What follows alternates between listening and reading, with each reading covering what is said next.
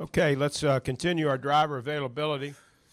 And the man with the fastest time from today's first practice in the NASCAR Sprint Cup Series is Kasey Kahne. He's the driver of the number 5 Farmers Insurance Chevrolet for Hendrick Motorsports. And Kasey, understands some good news came out earlier today regarding your extension of the sponsorship for the number 5 car with Farmers Insurance. A new 3-year pact covers the 2015, 16, and 17 seasons, and that's great news. And they're certainly a first-class organization that has come into our sport. But just talk about that and what that means to you and your race team.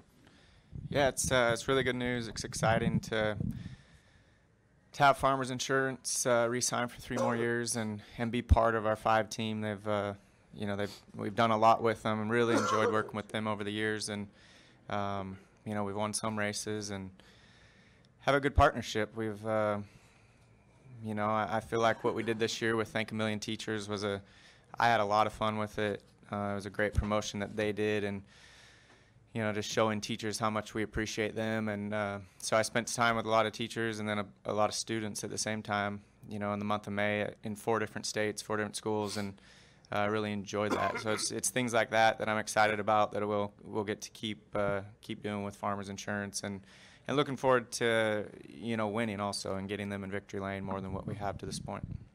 We'll take questions for Kasey. We'll start right here with Claire B. Lang. Then we'll go to Nate, and then we'll go to my man over here to the right. Claire B. Lang, Sirius XM NASCAR Radio. You're not really a fretter, but how much does that ease you up to have that secured? And then talk about this track not really being a Chevy track and not really being a Hendrick track, and if you guys can turn that around this weekend. Yeah, it's I just it feels good when you have some sponsorships. They're such a big part of what makes us be able to race each weekend and put everything into it that Hendrick Motorsports does. So I'm glad about Farmers Insurance. We have great clips there as well.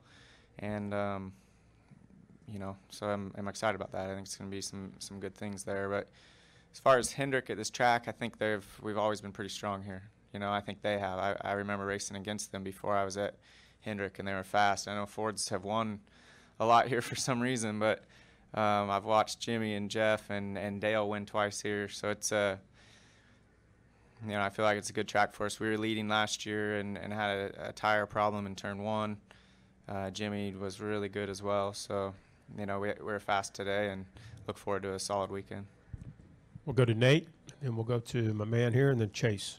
Nate Ryan, USA Today Sports. Kasey, usually driver sponsor contracts are kind of announced concurrently, and this one it says Farmers is through 2017, you're through 2015.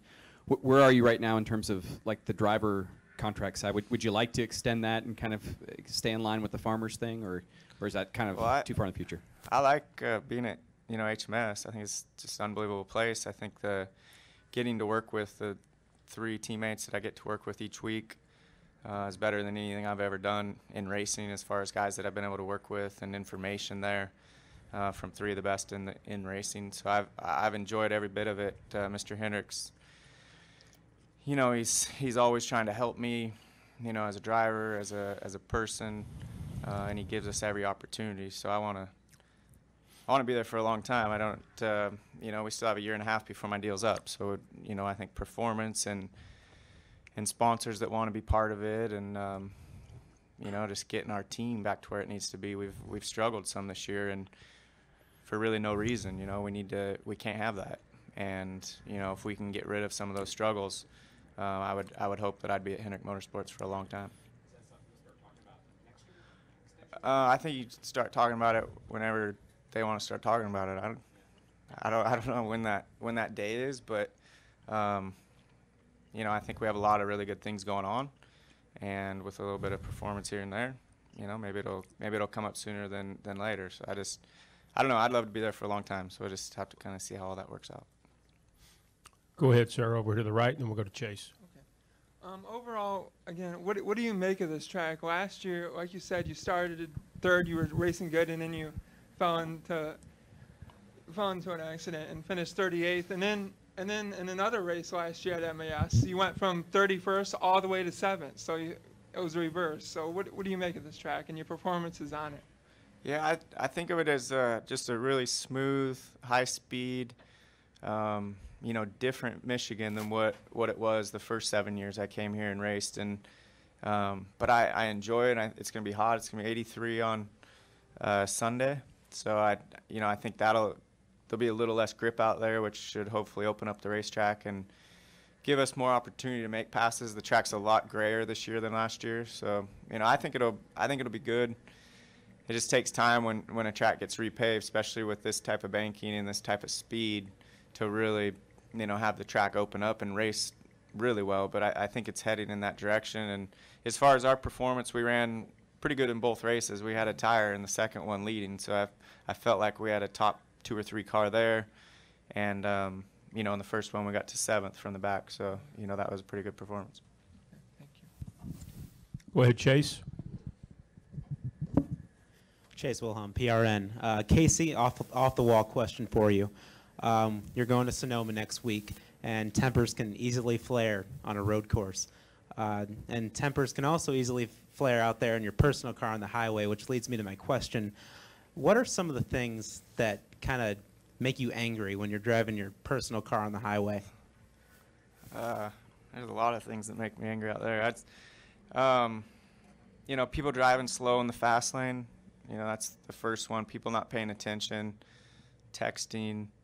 They're just kind of swerving, because they're not paying attention. They're texting things, and you're sitting at a stop sign, and I just saw this yesterday, but it got to me pretty good. But it's just people not paying attention more than anything at the end of the day. And I just feel like when you're on the roads, it's a good place to pay attention. Things happen fast, and until you've been in accidents, you may not realize that. But once you get in, you're like, even at 40 miles an hour, it happens a lot quicker than you're expecting. Any reaction, like maybe bang the steering wheel or something? I don't do any of that. No, I used to. I don't anymore. Let's go here in the middle. Raise your hand there, gentleman right there in the plaid. Pat DeCola, NASCAR.com. Speaking of tempers behind the wheel, have you had a chance, or has Kyle reached out to you after last week's incident? And if so, how did that conversation go? He sent me an email and then text and asked if I got it, and I told him I did. That's how it went. I talked through every situation scenario with him last year when we had him, and to this day I've still raced him the exact same way. And then for him to do that, and I knew it was coming as soon as he floored it in the corner. I was like, you can't, you're gonna run me right in the wall, and so it's just, I think he was having a bad day and he just loses it. So I was, but as far as us talking, we haven't. He did write me an email, and but I don't really care anymore. I don't care to talk to him or anything. Let's go, Mike Griffith. Raise your hand, Mike. Right there. Kasey, I know it's just first practice, but what can be read into the practice speeds at MIS and being fastest in the first practice? Is that a good read, or is there still that much time for everybody to kind of catch that? Well, it's all just qualifying, so the cars change a good bit, for the race. They'll change a lot for tomorrow, the setups and kind of the balance of the car and what you can get away with. This place, when you're tape solid and have all the downforce put in the car, it's a much different feel than what we'll have tomorrow, and especially what we'll have Sunday when there's cars all around. So I wouldn't say you can read a lot into it, but I definitely think when you do hit on something, you can carry some of that with you. And I felt like at the end of practice we made some really big gains, with our Farmers Insurance Chevy, and so I look forward to the whole weekend. I think we'll have a strong car all weekend long after the way we've started. Any additional questions? Right here, Mike, and then Claire. Mike Ackelson from WFMJ TV, Kasey. As the races are dwindling, those wins become more precious. How do you keep that from the pressure mounting on you to just go do what you got to do? Yeah, really just where we're at right now, we just, as a team, we just need to show up each week and put full weekends together.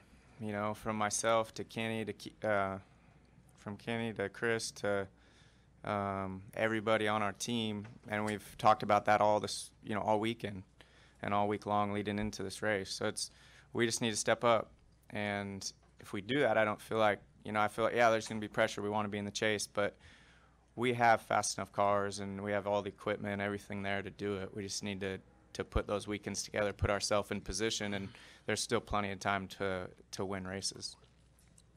Claire Beelang, Sirius XM NASCAR Radio, and you were talking about Kyle and a week ago, but can you talk about the game of chicken? That is, he thought I would lift, and I wasn't going to lift either. And, when two people are racing a certain way, they think they should race each other, and then somebody expects that you are going to lift to give up on it.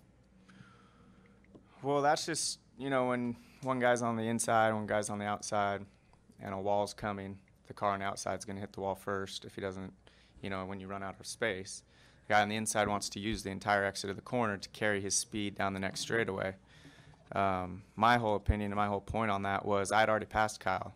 The reason he passed me back was because I was passing Ryan Newman, and two cars with no one in front of us, the next car up was a ways up, going down the straightaway side by side, gave Kyle the opportunity to get a big draft and, stick his nose in there when we got to turn one.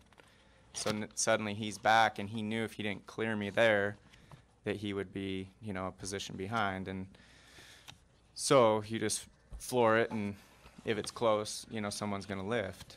And, so that's the way I look at it. Like, you just put someone in that position, and it's all up to the guy on the inside. His spotter was telling him outside, outside, outside.